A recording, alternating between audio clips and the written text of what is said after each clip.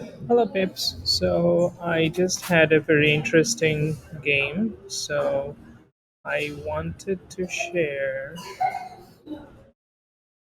Let's see.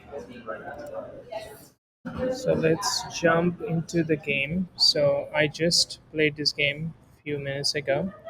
So I played against Pratyush Vairo. Um, I think ranking wise, I'm a little stronger. And okay, so it was a really interesting match because I think at the end I was at the advantage, but I actually have never played a game where I end up with two bishops and the opponent has a strong rook. But I think I was with advantage with pawns, so eventually on the match. But there was some maneuver that you need to do that I really liked. So he initially played f3, his knight.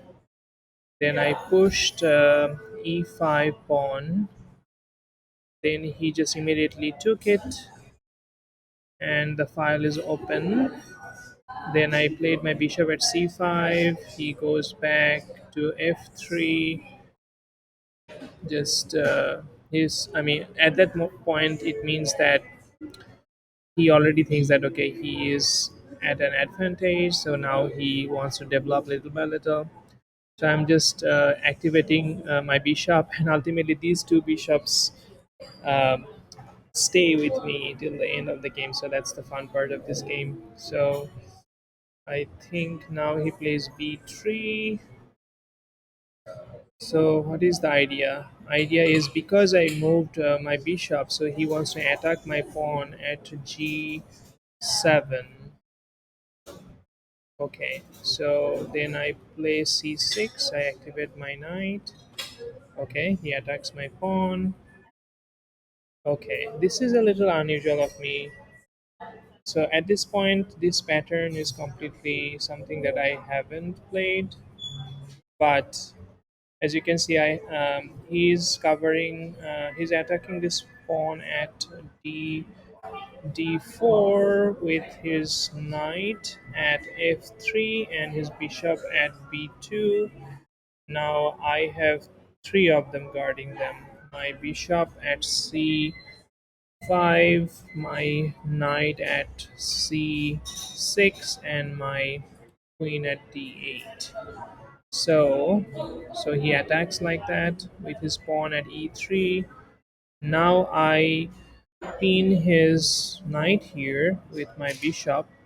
So now he cannot move his knight here. So now he attacks my bishop. I go down to h5, keep the knight being pinned. Now he attacks more. Now I go here at g6.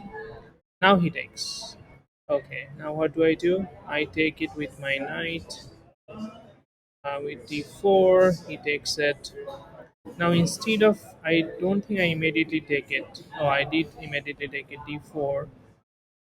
Okay, I think he probably, why did he do check me first? Maybe he just wanted to continue checking me through this diagonal here. So take, I bring my knight. Okay, so he just wants my bishop to be removed. So I bring back my bishop, keep attacking through that diagonal. He brings his bishop at a3. Okay, this is another interesting move that I played. I just block his bishop. Another reason is to sort of start activating this rook here at a8. So okay, now he attacks me on c6. Okay, so I immediately go on charging his queen because I don't think I have a better move there. Because if I play my knight here c6, I lose my. Do I lose my pawn? Yeah, I lose my pawn there at c5 there. So I cannot do that. So he does not go for an exchange, which is good, I think, for me.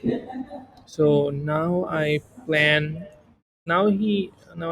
on attacking his queen here at e2. Okay, but he moves his pawn to d4. I bring my rook at e8. What's the plan here? So he brings his bishop at c1. Okay, I think that's where he made the mistake. He did not do proper calculation. Uh, now even if he brings his bishop here, it's a strong attack from me because I take it with my pawn first. Now he takes with my pawn.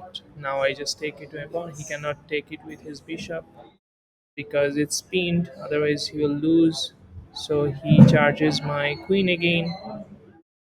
So here it gets tricky. So I know that he's going for queen exchange. So I take the opportunity to take his rook. I think he probably hasn't thought about it. Then he takes my queen at d7. So I take his queen. He cannot still move that bishop. Now he check, checks me. Well, now I think I might have had a better. I totally did not see this attack here on my rook. So I think this is where I made the mistake. I did not see this bishop attack at that time. So I lose my rook, and that's where it gets interesting because even though I am in a strong position now, I am okay. Let's see. So his bishop at e3 is still pawn. Okay, now I just go for it because I get a pawn here, and this he cannot come and take this pawn at f7 because it's protected by this bishop. So I basically get one pawn more. Now, well, I'm still winning. Now I think, okay, I go for that. Okay, now I make another mistake here. So I did not see this attack. Now I lose my rook here. Now, as you can see, it's a two bishop versus one rook. Now at this moment, I don't know whether I can win. I think my position probably still is good. If he would have played it right, I'm not sure whether. Let's see. I guess he could have won, but uh, I go there. Bishop is. I move my pawn here. He checks me. I go down. Okay. Now he loses one of his pawns. I take the pawn. He checks me. I go here. Okay. Now I guard that pawn at g2. He brings that. I bring here. Now I push my pawn at a4. So I take it with my king. I continue pushing to make queen there. He takes it. I take it. I bring it back. Okay, now I just go up. He attacks. I go down to b3. Check, check, check. I bring it here so that he cannot attack me. I bring to c3. Check. Goes down. I push again. Okay, now he brings it there. He did not see this one. So I just take it with my bishop there. He checks me. He comes there. I just move, move. I just make my queen. And at the time, he resigns. I think it's an interesting game. I have not played two bishop against rook. I think both of us made some mistakes. Makes sense. We're almost equal strength, equal ranking player. So it's an interesting game, and I am happy that I own it. So I hope you enjoyed the game. And yeah, I want to see other people also make chess videos or other gaming videos or other board game videos. So that would be interesting to see more and more videos like this. Have a good day. Bye.